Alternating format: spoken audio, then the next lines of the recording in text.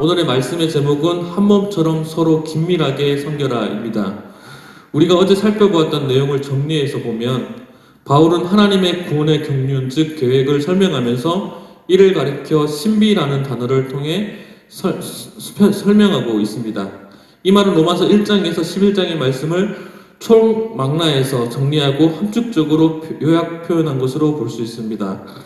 로마서 1장부터 11장의 내용을 간단하게 설명해 보면 우리의 제약된 모습을 통해 감당해야 할 하나님의 진노에 대해서 말씀하고 있습니다.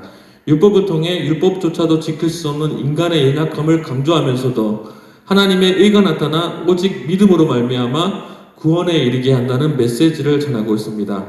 그러고 나서 그 누구도 어떠한 것도 하나님께서 우리를 선택하여 주신 사랑에 대하여 끊을 수 있는 존재는 단 하나도 없다라고 말씀하고 있습니다.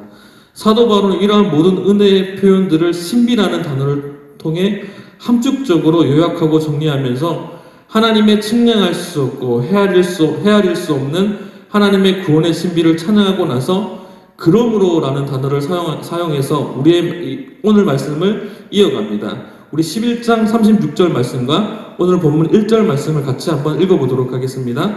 우리 앞장의 말씀입니다. 36절 말씀과 1절입니다. 시작. 이는 만물이 주에게서 나오고 주로 말미암아 주에게로 돌아갑니다. 그에게 영광이 세세 있을지어다. 아멘. 그러므로 형제들아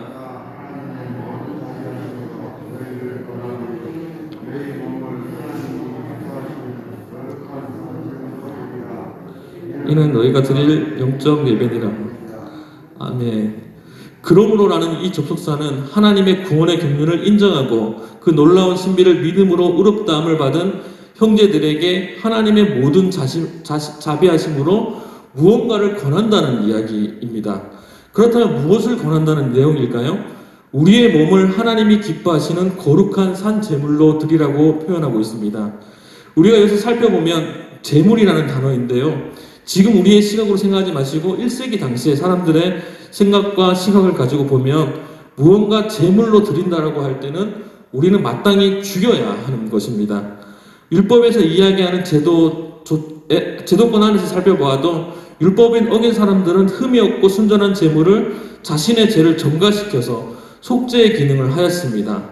제물은 마땅히 죽어야 하고 피를 보아야 합니다. 그런데 우리의 몸을 거룩한 산 제물로 하나님께 드리라는 이 말은 무언가 앞뒤가 맞지 않는 것 같습니다. 이 몸과 산 제물의 의미가 무엇인지 한번 살펴보도록 하겠습니다. 먼저 몸이라는 단어는요, 사도 바울은 이렇게 표현합니다. 사도 바울은 이 몸이라는 단어를 사용할 때 나의 몸은 연약하여 자꾸 죄를 지으려는 본성을 가리킬 때 몸이라는 단어를 사용하고 있어요.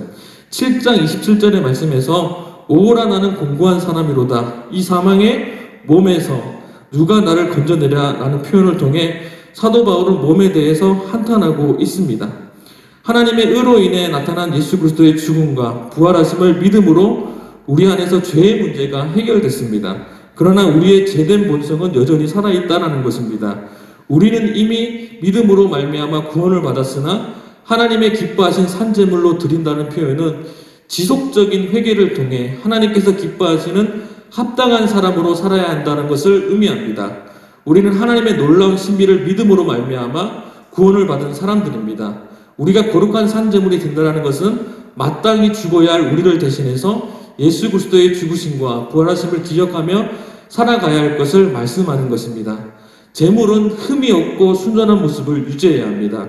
그렇기에 우리는 믿지 않는 사람들과는 분명하게 구별되어야 합니다. 우리 2절 말씀을 같이 한번 읽어보겠습니다. 2절입니다. 시작. 너희는 이 세대를 본받지 말고 오직 마음을 새롭게 함으로 변화를 받아 하나님의 선하시고 기뻐하시고 온전한 뜻이 무엇인지 분별하도록 하라. 아멘. 이것은 바로 우리의 믿음으로 말미암아 구원받은 사람들이 하나님께 드리는 영적 예배라고 표현하고 있습니다. 믿음의 사람들이 모인 곳이 교회인데 교회 안에서 구원받은 성도로서 행해야 할 일들에 대해서 오늘 사도 바울은 이야기하고 있습니다. 첫 번째는 3절에서 5절까지 우리는 그리스도 안에서 지체의식을 가져야 한다고 말하고 있습니다. 각 성도들이 자신에 대해 평가하지 말고 하나님의 주신 믿음의 분량대로 지혜롭게 생각하고 넓은 마음을 가질 것을 요구하고 있습니다. 우리 몸에는 몸이 이루는 여러 가지 지체가 있지만 각 지체가 모두 같은 기능을 하는 것은 아니라고 이야기하면서 역할의 수행을 하는 것에 있어서 비유로 제시하면서 서로 다름을 인정할 것을 요구하고 있습니다. 두 번째는 하나님께서 은혜로 우리에게 주신 은사에 대해 고유한 지체로서 기능을 행함으로 인해서 그리스도의 몸된 교회를 세우는데 그 은사들을 사용할 것을 이야기하고 있습니다. 세 번째는 서로 사랑하고 존중해야 한다고, 존경해야 한다고 말씀하고 있습니다. 진정한 사랑이 없이는 거짓이므로 악을 미워하고 하나님의 말씀에 속해야 한다고 이야기합니다. 하나님을 사랑하는 사람은 형제를 사랑하고 또한 서로를 존경해야 한다고 말씀하고 있습니다. 네 번째는 부지런히 열심을 품고 주님을 섬겨야 한다고 말씀하고 있습니다. 다섯 번째는 소망 중에 기뻐하고 환난 중에 인내하며 기도로 힘써야 한다고 말씀하고 있습니다. 여섯 번째는 성도의 아픔까지도 돌볼 수 있어야 한다고 말씀하고 있습니다. 이 여섯 가지의 내용을 종합해서 정리해보면 하나님의 말씀에 순종하고 기도하라는 것입니다. 하나님께서 말씀하신 하나님 사랑과 이웃 사랑을 실천하고 하나님과 이웃을 위해서 기도하라는 것입니다. 정리해서 이야기하면 구원을 선물로 받은 하나님의 사람들은 하나님의 말씀 앞에서 자신을 비추어서 자신의 연약한 몸을 하나님이 기뻐하시는 거룩한 산제물로 드리고 지속적인 회개를 통해 하나님의 나라의 지체로서 거룩한 일꾼이 되라는 말씀입니다. 그렇다면 우리에게는 어떻게 적용할 수 있을까요? 하나님의 은혜로 구원받은 우리의 연약함을 말씀을 통해 깨닫고 지속적으로 우리의 삶을 돌아보고 하나님이 기뻐하시는 산제물로 우리의 삶을 하나님 앞에 드려야 됩니다. 우리 각자 코람되어 하나님 앞에서 거룩하게 구별된 삶을 통해 거룩한 구별된 삶을 살아낼 때 우리 교회를 부흥케 하실 하나님의 은혜를 믿습니다. 오늘 하루도 하나님 앞에서 이 세대를 본받지 말고 구별된 삶을 살아갈 수 있기를 주님의 이름으로 축복합니다.